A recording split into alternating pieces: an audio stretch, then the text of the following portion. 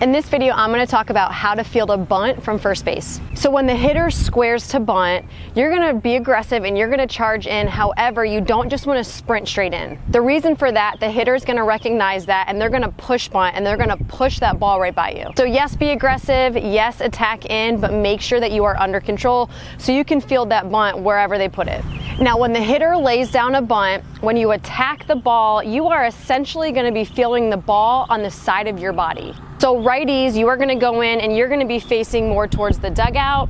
Lefties, when you go in to field that ball, you are going to be facing more towards the field. The reason for that, when we field the ball, all we want to do right after we pick the ball up is throw. We want to get rid of all the extra steps. So if I were to go straight in like a normal ground ball, I would field it and then I would have to turn my body to throw, which I can do, but it just takes too long. So righties, what your footwork looks like is you're going to go in and your left foot is going to be planted about a foot behind the ball. Your toes are going to be facing towards the dugout. So when your right foot hits, that ball's in the middle of your body, you can field it and throw. Lefties, you're going to go in, your right foot's going to be planted a foot behind the ball. So when your left foot hits, all you have to do is field and throw. Lefties, because your angle's a little bit different, we can't just go straight to the side because if we were to get it and throw, we're going to be throwing to right field. So lefties, we need to make sure that when you field, you're angled a little bit more towards first base. Now, when you're getting your foot down, you need to make sure that your foot hits about a foot behind the ball, because if you run straight in and your foot hits even with the ball, by the time your other foot is planted, that ball is already by you, so you might miss it or you're going to be really reaching for that ball. Now, after you field the ball, all you want to do from right here is field it and throw. So we want to stay down. Obviously, you're going to have to come up a little bit depending on where you're at. We just don't want to field the ball and stand straight up, because the more we stand up, the longer we're holding on to that ball. If you're about even with pitcher's mound or closer to home, you might have to field, come up just a little bit to throw to get more power behind the ball.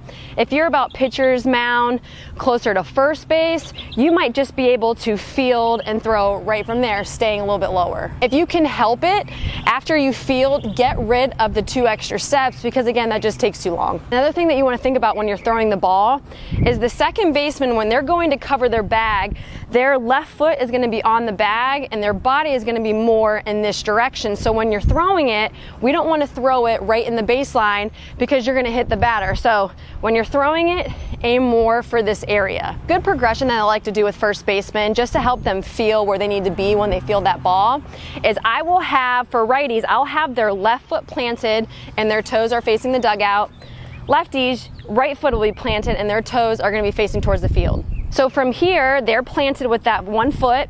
I'm going to be rolling a ball to where they should be fielding it. They're going to time it up to where when that ball's in the middle of their body, they're going to plant with that other foot, field and throw.